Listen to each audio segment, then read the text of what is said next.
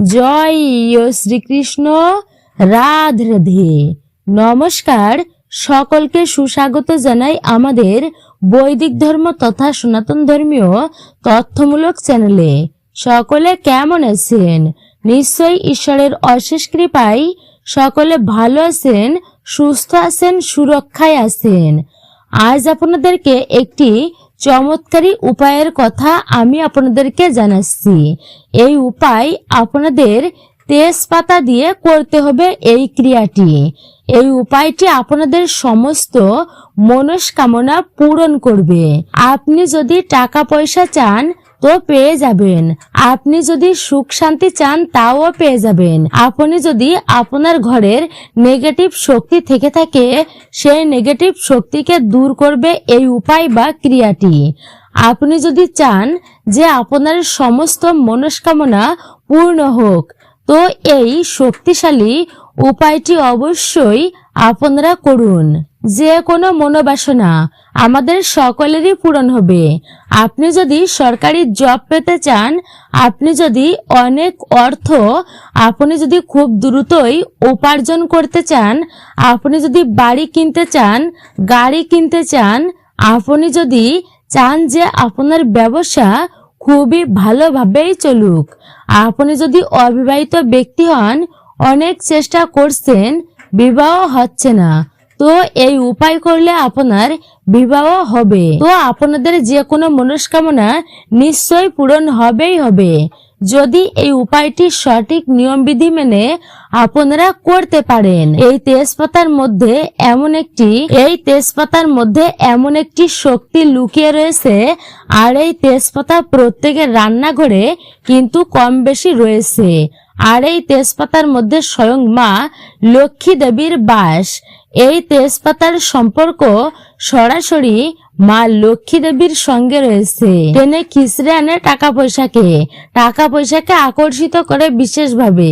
যেমন চুম্বক লোহাকে নিজের দিকে টেনে আনে, ঠিক একইভাবে এই তেজপাতা এমনটি করলে টাকা পয়সাকে আপনাদেরকে দিকেই টেনে খিচে নিয়ে আসবে। আপনারা যদি এই উপায়টি সঠিক নিয়মবিধি মেনে করেন তো নিশ্চিত রূপে এই উপায়টির ফল আপনারা নিশ্চয়ই পাবেন। তো চলুন আপনাদেরকে জানাই তেজপাতার উপায় আপনারা কিভাবে কি করবেন আর কি কি করবেন না, বিধি নিয়ম বিধি নিষেধ সম্পর্কে আমরা সমস্ত বিষয়েই জানতে পারবো আজকের ভিডিওটির মাধ্যমে। নমস্কার, সবাইকে সুস্বাগত জানাই বৈদিক ধর্ম তথা সনাতন ধর্মীয় তথ্যমূলক চ্যানেলে। আমি সর্বদাই চেষ্টা করি সনাতন ধর্মের এরকমই সকল গুরুত্বপূর্ণ বিষয়গুলি আপনাদের সামনে উপস্থাপন করতে, শেয়ার করতে। ভালো লেগে থাকলে অবশ্যই ভিডিওতে একটি লাইক করবেন এবং কমেন্টে অবশ্যই আপনারা জয় শ্রীকৃষ্ণের জয়, জয় ভক্ত হনুমানের জয়, জয় রাধে গোবিন্দ অথবা আপনার ইষ্ট বা আরাধ্য দেবদেবীর নামটি অবশ্যই লিখে জানাবেন। প্রথমে যে উপায়টির কথা আপনাদেরকে জানাবো আর তা হচ্ছে আপনারা প্রতিদিন সকাল বেলায় একটি করে তেজপাতা আপনার বাড়িতে পুড়িয়ে দেবেন। তেজপাতা পুড়ানোর পর যে ধোঁয়া বের হবে সেই ধোঁয়া আপনার বাড়ির প্রত্যেকটা ঘরে খুব ভালো করেই দেখাবেন। এই তেজপাতার ধোঁয়া বাড়িতে দেখানোর ফলে আপনার ঘরে অশুভ ঊর্জা রয়েছে এটি বুঝতে পারবেন। প্রথমেই শক্তি রয়েছে তা আপনার ঘর থেকে বেরিয়ে চলে যাবে। যারা মাত্র এই একটি তেজপাতা যদি আপনারা পুড়াতে পারেন, আপনার বাড়িতে সুখ শান্তি সমৃদ্ধি বজায় থাকবে।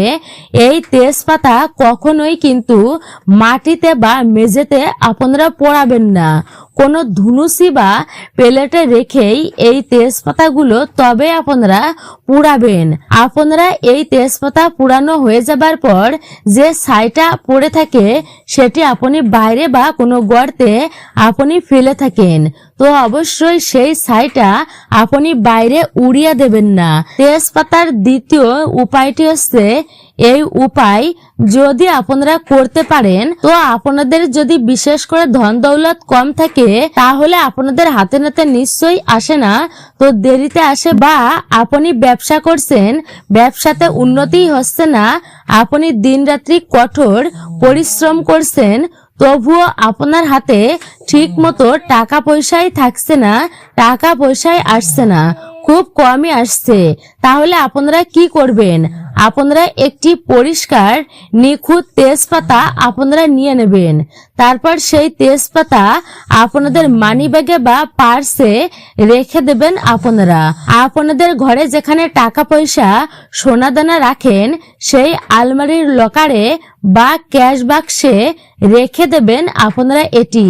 এই উপায় আপনারা যদি করতে পারেন তো আপনাদের ঘরে মা লক্ষ্মী দেবীর প্রবেশ অবশ্যই ঘটবে এবং স্থায়ীভাবে আপনার ঘরে মা লক্ষ্মীর বসবাস করবেন, মা লক্ষ্মীর বাস হয়ে থাকে। আপনাদের উপর মা লক্ষ্মীর আশীর্বাদ, ধনের সৃষ্টি হবে আর মা লক্ষ্মী দেবীকে আপনাদের উপর অত্যন্তই প্রসন্ন হয়ে যাবেন আপনাদের প্রতি। খুশি হয়ে আপনাদের যে যা দেবে অবশ্যই আপনারা নেবেন। এই উপায় আপনাদের বাস্তু দোষ দূর করে অবশ্যই আপনি চারদিকে 4টি মোমবাতি বা প্রদীপের আলো প্রজ্বলিত করে দেখাবেন। বাড়িতে আপনাদের সেই বাস্তু দোষ কিন্তু দূর হয়ে যাবে। বিশেষ করে যদি আপনাদের বাড়িতে বাস্তু দোষ বা কালা জাদু থাকে, এই উপায়টি করলে সেই বাস্তু দোষ বা কালা জাদু আপনার পরিবার থেকে মুক্ত হবেন। তাহলে সেই পরিবারে বিশেষ করে এই আহাজারিটা কম হবে। অবশ্যই ভক্তিতে আপনারা মহাদেবের পূজা অর্চনা করবেন। যদি আপনাদের উপর কোনো তেজপাতা বা জোড়াটোনা জিনিস রাখে তাহলে অবশ্যই ওই বাড়ির কখনো কিন্তু উন্নতি হয় না, বরং ওই বাড়ির মানুষেরা কখনো উন্নতি করতে পারে না কেউই। হঠাৎই ওই বাড়ির মানুষদের ইনকাম বন্ধ হয়ে যায়। এই বাড়ির মানুষেরা কখনো উন্নতি করতেই পারে না। হঠাৎই এই বাড়ির মানুষদের ইনকাম বন্ধ হয়ে যায়। হঠাৎ করেই এই বাড়ির মানুষেরা অসুস্থ হয়ে পড়ে। আর যখন ডক্টরের কাছে যান, তারা চেক আপ করেন, তখন কিন্তু কোনো কিছুই রোগ ধরা পড়ে না। এর ফলে ওই ব্যক্তি এই রকম অবস্থায় থাকতে থাকতে তার মাথা খারাপ হয়ে যেতে পারে। মাথা খারাপ অবস্থায় আপনারা বসে আছেন, কঠিন রোগ ব্যাধিতে পড়ে যায় যেই ব্যক্তিটি। এই সব কিছু তখনই ধরা যখন বাড়িতে বাস্তু দোষ বিশেষ করে থাকে, বা কেউ বাড়িতে জাদুটনা করে রাখে, বা রাহু কেতুর শুভ প্রভাব যদি পড়ে, তাহলেও বলা হয়েছে অসুস্থ থাকাকালীনও এই বাড়িতে থেকেই সে মৃত্যু বরণ করবে। যদি এই সমস্ত সমস্যা থেকে আপনারা রেহাই বা মুক্তি পেতে চান তাহলে আপনারা এই উপায় অবশ্যই আপনারা করবেন। আপনারা রাত্রিবেলায় আপনারা যখন শুয়ে থাকবেন বা শোয়ার আগে আপনারা একটি প্লেটে একটি পরিষ্কার নিখুঁত তেজপাতা আপনারা নিয়ে নেবেন, আর একটি কর্পূর নেবেন। সেই তেজপাতা আর কর্পূর একসঙ্গে আপনারা জ্বালিয়ে পুড়িয়ে দেবেন। এই তেজপাতা আর কর্পূর যখন আপনারা জ্বালাবেন, তো আপনাদের উপর যদি কেউ কালা জাদু করে রাখে সেই কালা জাদুর প্রভাবে কেটে যাবে। এটি আপনাদের বাস্তু দোষ কেটে যাবে। আপনারা যদি মনে হয় আপনাদের আপনার যে ঘরে বাইরে শুভ বা অশুভ শক্তি রয়েছে, সেই ঘরে আপনারা এই তেজপাতা জ্বালিয়ে দেবেন। আপনার মনে হয় আপনার ঘরে যেখানে এই শক্তি রয়েছে, আপনি যদি অনুভব করতে পারেন আপনার ঘরের মধ্যে অশুভ শক্তি রয়েছে, আর আপনার ঘরের যে কোনো জায়গায় অশুভ শক্তি রয়েছে, আপনি যদি বুঝতে পারেন যে জায়গায় গিয়ে কর্পূর আর তেজপাতা আপনারা জ্বালিয়েই দেবেন, এতে করে বাড়ির বাস্তু দোষ কেটে যাবে, অশুভ শক্তি আপনার বাড়ি থেকে বেরিয়ে চলে যাবে।